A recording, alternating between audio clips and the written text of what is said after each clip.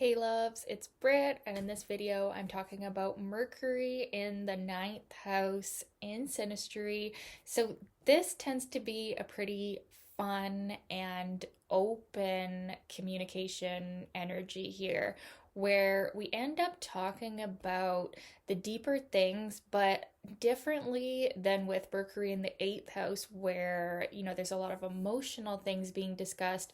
With Mercury in the ninth house in Synastry, we're discussing things that we believe, we're discussing philosophy, the meaning of life, maybe courses we've done or schooling that we've done, or talking about travel plans. Or actually, it is common to have this overlay with someone you've met because of traveling, or someone you plan to travel with. Now, whether this is physically or just mentally, this tends to be a traveling overlay where you end up opening up to new things here with this person that you never would have thought of.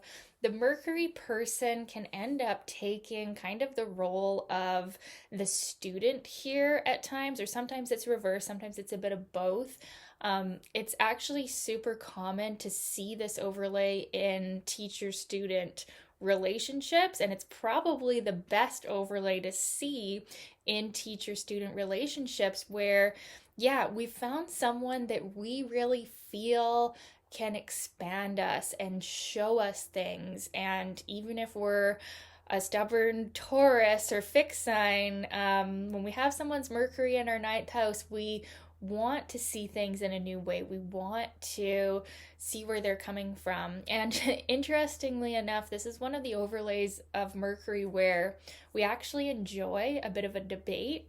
So, and you could have other things going on, like maybe harder aspects to Mercury that would show this isn't as true. But with this one, I found, especially, it's a fire house, there tends to be a lot of enjoyment and openness and communication. And also, sometimes in Mercury in the fifth, also Mercury in the first, like there's not as much internalizing our Mercury. There's more just like letting it all out and like communicating. And so if we do get into a disagreement, or we do have some sort of different belief somewhere, which is more rare because actually this overlay shows we kind of believe some of the same things. But if we do get in a disagreement, we like to debate with this person. It's quite enjoyable, it's quite expansive, and nobody's gonna get butt hurt or whatever. We actually enjoy the expansion that comes from a differing perspective, even though with this overlay we do often agree, because we see the other person as like, yeah, a teacher or a guru. And it's hard to say because Mercury can easily take on the face of the perpetual student. Mercury is good at that, but also Mercury can put on the outfit of the teacher as well. So Mercury is kind of dual like that. So really with this overlay, we can see quite a bit of give and take and learning and discussion. It's one of the overlays of Mercury that we really enjoy communicating. Now, the downside of this, though, is that we're not so much communicating about what's bothering us or emotional things or practical matters of the here and now and what we're actually doing in the present moment. We're usually communicating more about far off things and the broad perspective of things. And so the downside of this overlay is that we can miss the details. We can miss talking about our feelings even, because we have so many profound discussions about the meaning of life and everything that we believe in, and our travel plans and our education plans or whatever, that we don't talk about what we actually need help with right now, or what's actually going on with us right now, or the hard things, because with Mercury in the ninth, we're like above that, and I have this overlay with one of my good friends, where we have other things that show there's more depth, but yeah, we we talk so much about like the exciting or the future plans or the what's going to happen next year in transit. We're talking about, all the planets and everything,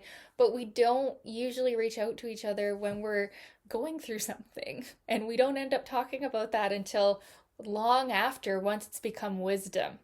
Okay. And that's something I've noticed about this particular overlay is like, we don't want to talk about these lower things, or we want to be talking about these higher things and the meaningful things of life. But see, Mercury is really in detriment in Sagittarius because Mercury is supposed to focus on the day to day and like the reality, the logical mind. So with this overlay, although it's very fun and it's very uplifting, we can miss things, and it's not the best one for finding someone to really help you with the practical side of life, or finding someone to emotionally connect with you and communicate on an emotional level. It's not so much about that, okay?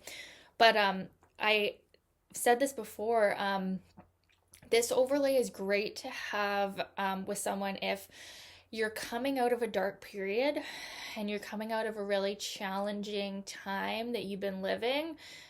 You can have someone have their Mercury in your ninth, and it's very uplifting. It's like a boost that you need because you come back to what is really meaningful to you. You come back to what you believe in.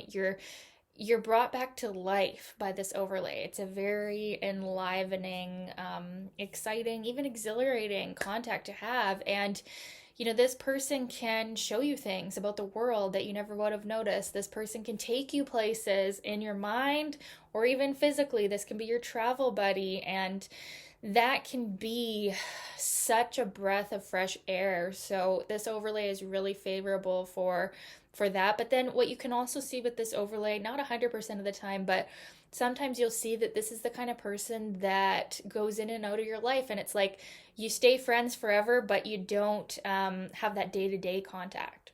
You don't talk every day. You talk in spurts of like huge meaningful discussions, and then you don't talk for months, right?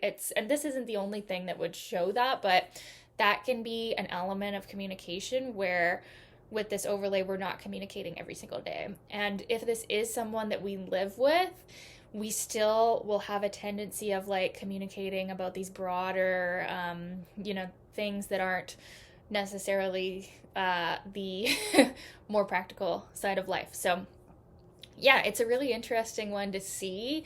It's like I said, definitely very favorable for teacher student. Even if you're not having this with your teacher or something, you're still going to learn from them. And that's going to be a theme of this relationship, is exchanging ideas, exchanging even talking about politics or religion or spiritual beliefs. Like, what is your belief in God? Do you have it? Do you not have it? Like, these are the kind of things you're going to end up discussing with this person. And yeah, it can really be a breath of fresh air. It can really be fun to communicate with someone who has Mercury in your ninth house, and you can teach them a lot, and yeah, they teach you a lot. It's definitely a nice energy, and you'd have to look at the rest of the synastry to see if there's compatibility, but usually with this one, there's an ability to communicate and there's agreement on certain beliefs and things like that. Maybe you're coming from a similar background, or if it's not similar, it's harmonious and you have similar ideas about things, or even if you don't, you enjoy a bit of a debate. You could also see this overlay in someone who really excites you. Like, you see them as someone who does a lot, who's really, even traveling a lot or very educated, and you want some of that. You want some of that knowledge, and that's, an element of this exchange as well, as like, wow, this person really knows things, and I want to learn from them. So, yeah, I think that's all I want to say about this one. I'd love to know your experience of this. If you've had this in Synastry, this overlay, what was it like for you? And keep your requests coming, you guys. Thank you so much, and we'll talk soon. Bye.